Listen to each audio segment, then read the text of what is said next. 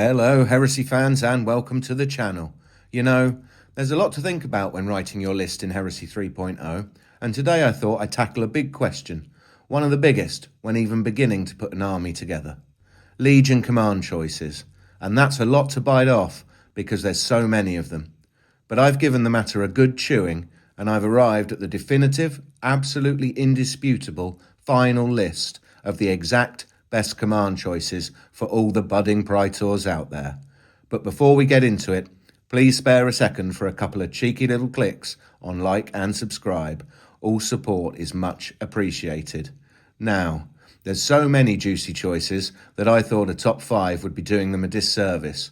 So today we're doing a biggie. Without further ado, here are my top 10 Legion command choices. At number 10, we've got the Chaplain. Now, this fella took a bit of a pasting when 3.0 first came out. Where is hatred? In fact, where are any special rules at all? But the fact is that his role has changed quite a bit since previous editions. Tactical statuses are a big thing in the game now, and the Chaplain's cool 10 is what makes him worth taking, especially in a force with plenty of Nuncio Voxes. Keep those troops scoring those points. Keep advancing at the enemy and keep firing. That's what the Chaplain does. Yes, he's locked into his Crozius, which is an alright weapon with no initiative penalty, breaching 6+ and flat damage too, but sadly no more Thunderhammers or Power Fists for him. At least he can now take a jump back or Terminator armour, or be mounted thanks to the Legacies PDF. He's actually pretty usable, but let's not get carried away. He's only at number 10 after all. Now, let's head upwards to the heady heights of... Number 9, the Legion Herald. Another chap that has had his fair share of criticism, but hear me out. He has cool 9, which is higher than a lot of the other command choices. Useful, just like for the Chaplain. Fear 1 is also very useful. But the reason to take him is those sweet extra victory points. He gets an extra victory point each time his unit wins a combat and when he wins a challenge. So it's a good idea to make him a better fighter with Paragon of Battle. Also, consider Terminator armour, as unlike when he's just in Artificer armour, he can choose any weapon, not just upgrade his power weapon to a Power Fist. My particular favourite combo is my Imperial Fists Herald in Cataphractii armour, with Paragon of Battle and a Solarite Power Gauntlet. It doesn't matter if his focus is low, he's probably going to be using the Wall Unyielding gambit anyway to give him Eternal Warrior. He's actually a great challenge character. Personally, I think it's a bit of a miss that his icon doesn't count as a Legion standard or at least a Vexilla, but oh well. Don't let your Herald die though, and don't go refusing challenges, not that any of you would consider such a cowardly option, I'm sure. In at number 8, we've got the Siegebreaker, another command choice with a sneaky little cool of 9. But this time with a baked-in Thunderhammer, Cognis Signum, Augury Scanner and Phosphex bombs. Once again, jump pack, Terminator and mounted options are available. His unique detachment, the Storm Battery, is actually a bit of a trap in my opinion. After all, a normal Centurion can take 2 auxiliary detachments, which means you can have everything you get in the Storm Battery and more besides, plus more flexibility. So what is this guy for? In a word, Phosphex. If you like Phosphex, this is the guy for you, and Phosphex with Breaching 5+ and Panic 3 on Rapiers and Arquitors is very, very good. But you can get it on a Leviathan or on Destroyers without this guy, so that's why he's at number 8.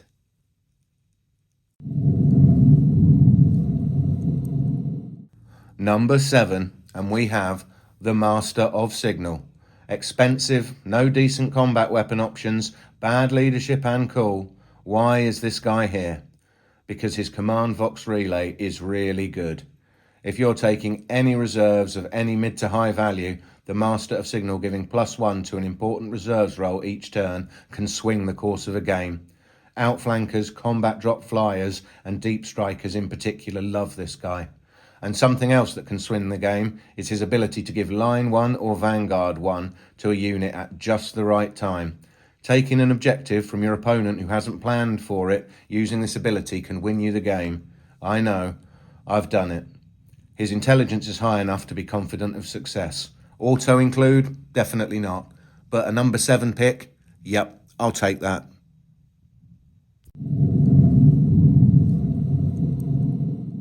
At 6, we have the Forge Lord. They say 3.0 is the age of the tank, and I've certainly seen a lot of them.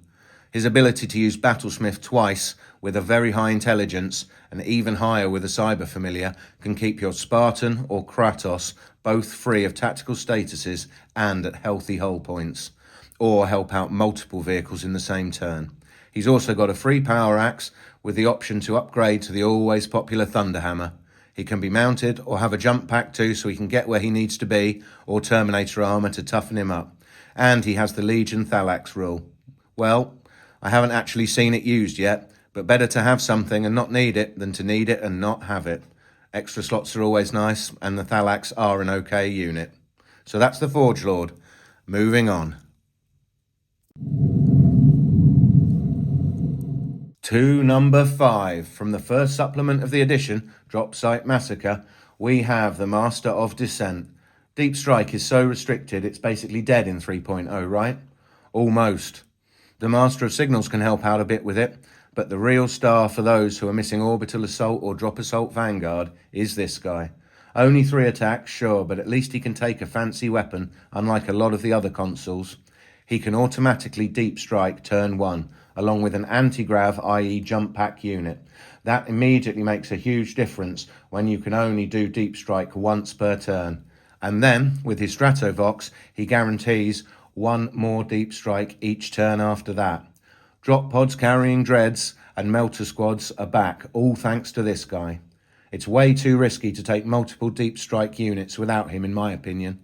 His detachment, Planetfall Spear Tip, with Jump Pack Command and Veteran Squads is fluffy and really plays into the theme, which is exactly what it was supposed to do, I guess.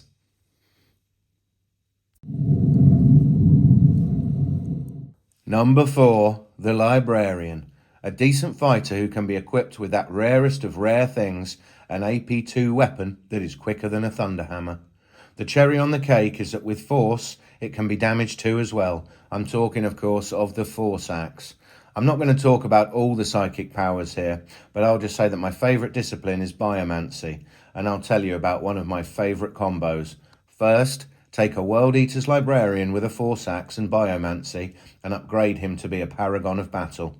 Then take a Retinue Squad of Cataphracti and another command choice from an Officer Cadre who uses his Prime Advantage to select the Librarian as his chain brother. Now, take a breath. When that squad charges, usually from a Land Raider, and the Librarian uses the Biomantic Rage power and Force, along with Impact S from his Biomancy discipline, he gets 6 attacks at Weapon Skill 6, Initiative 4, Strength 9, AP 2, and 2 damage, all with +1 to hit thanks to his chain brother. That means he's hitting Praetors on 3s or Centurion level characters and elite squads on 2s, usually striking before any nasty weapons they have.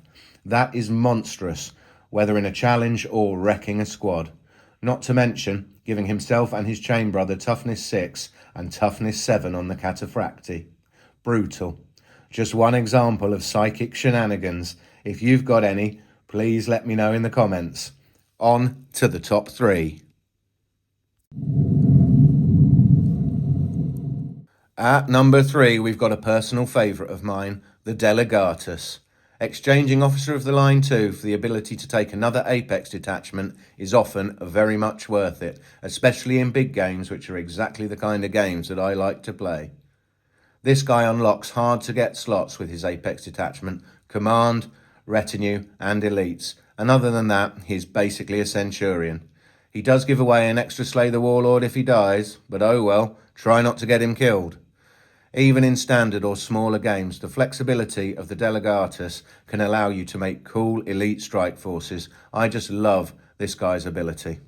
All right, as we move on, we're getting close into the top 2.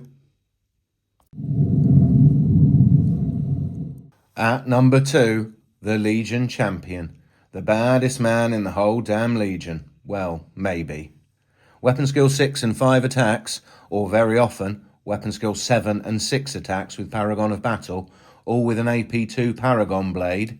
Yep, I'll have some of that, please, even if he does have to throw himself into challenges. But the real reason he's in at number 2 is his special detachment.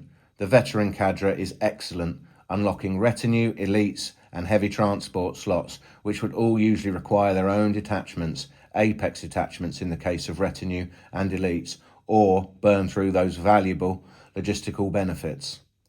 The guy allows you to take your hardcore face smashers much more freely in any size game, and that makes him damn near the top of the list. That's why he's so popular, but he is not at number 1. And the top dog, the big kahuna, in at number 1, we have the normal, boring, everyday Centurion. The most flexible choice in terms of weapon options, and of course, the most necessary, because in any game of any decent size, Officer of the Line 2 is what actually allows you to put together your army. He simply lets you take all the different kinds of units that make up the Legion. Decent stats, a good pick for Paragon of Battle if the slot is going spare, and a favourite little upgrade of mine, the ability to take a Vexilla 2 for that +1 combat res. Put him on a bike, jet bike, give him a jump pack, Terminator armour, all have their place and are useful. So, there we have it. I know what you're thinking. What the hell is this guy on about? That list is ridiculous. No Moritat, no Vigilator with his fancy critical hit ballistic skill rifle thing. The Damocles is a command choice that can help with reserves, transport dudes, and take a Havoc launcher or a multi-melter. And if you like demons, surely the Esoterist is a vital pick. Well, Heresy fans, I accept I may be wrong, but I need you to tell me how and why. So please let me know in the comments. And while you're there, please spare a second for a couple of cheeky little clicks on like and subscribe. Thanks very much for watching, and I'll see you again soon.